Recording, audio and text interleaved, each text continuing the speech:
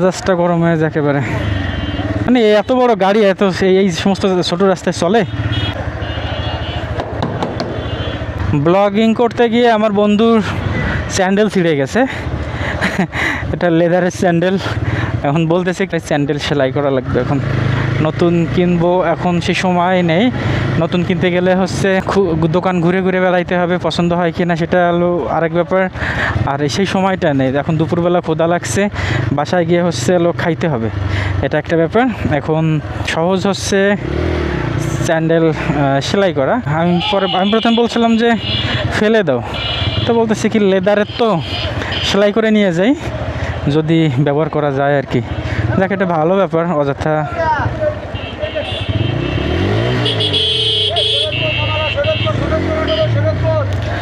শরীয়তপুর যাবে।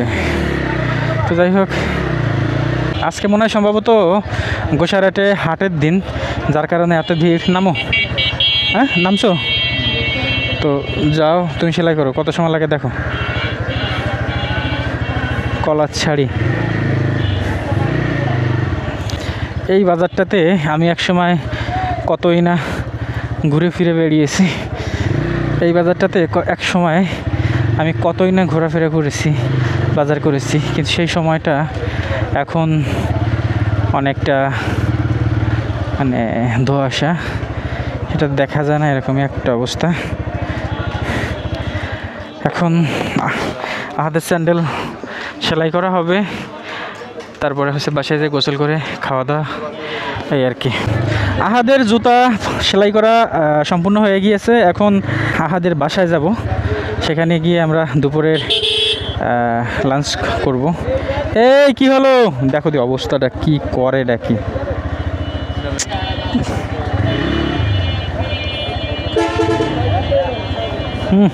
যন্ত্রণার ভালো লাগে না। আহাদের বাসায় গিয়ে আমরা দুপুরে লাঞ্চ করব। শুনেছি খুব রান্নাবান্না টান্না করে রেডি করে রেখে দিয়েছিল। না সমস্যা হবে না, এত বড় বাস এইখানে এইভাবেতে চালানো আর শান্তি নাই একেবারে। গ্রামগঞ্জকেও হচ্ছে ঢাকা শহরের মতন আসছিল, ব্যবসাকে বানায় ফেলছে, শান্তি নেই কোন পর্যন্ত। মানে এরকম মানে দাঁড়াইতে দাঁড়াইতে দাঁড়াইতে দাঁড়াইতেই যাবে না, অসহ্য আর যন্ত্রণা, ভালো লাগে না। কদি ঢাকা শহরের মতন একেবারে, মানে রাগ লাগে, এরা কি যে করে, মানে নিজস্ব রাস্তা মনে করে। দেখো দি কেমনটা লাগে।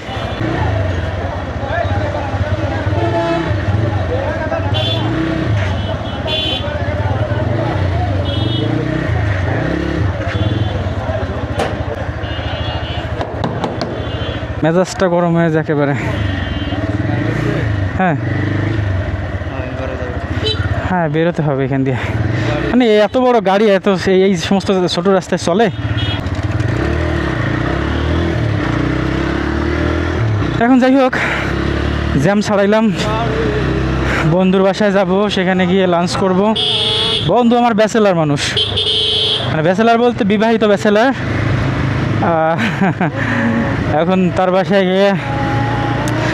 বাসায় গিয়ে হচ্ছে ফ্রেশ হবো, খাওয়া দাওয়া করবো, একটু রেস্ট নিব। বিকেলবেলা আরেকটা ব্লগ করতে যাব, সেখানে গিয়ে 2 দিনই অন্তত 2টা ব্লগ ভিডিও বানায় নিয়ে যাইতে হবে, তা না হলে তো হবে না। প্রতিদিন তো আর ওইভাবে তো সময় দিতে পারবো না।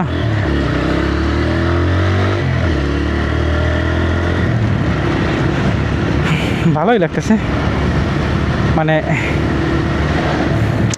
ক্ষুধা লাগছে খুব পরিমাণে। এখন মনে চাচ্ছে কি যে কিছু একটা ফাস্টফুড টাইপের কিছু একটা খেয়ে নিই, কিন্তু ফাস্টফুড টাইপের কিছু একটা খাওয়া ঠিক হবে না, কারণ হচ্ছে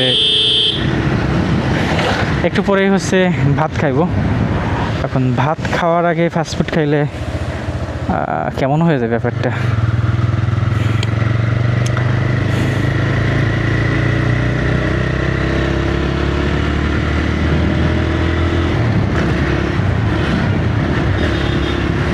এই কলেজ মাঠে অনেক গল্প করছি, অনেক সময় কাটাইছি বিকালবেলা, মানে সেই অন্যরকম একটা ভালো লাগা কাজ করে।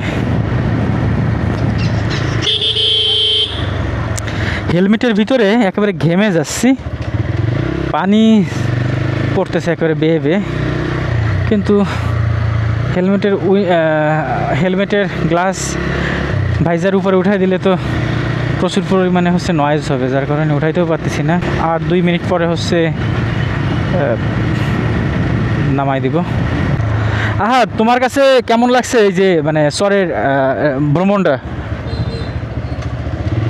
খুবই ভালো লাগছে, যদিও একটু রোদের তাপ বেশি ছিল। হ্যাঁ, মানুষের সাথে মিশে তোমার সাথে কথা বলতে বলতে মেঠে পথ ধরে সেই রকম একটা ফিলিংস, তাই না? চলা, সেই রকম একটা ফিলিংস কম। মানুষগুলো অনেক মিশুক, হুম। সহজ সরল মানুষগুলা পরিবেশের সাথে কত সুন্দর মিশে বসবাস করতেছে,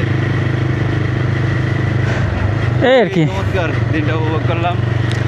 আমারও খুব ভালো লাগছে আজকে অনেকদিন পরে।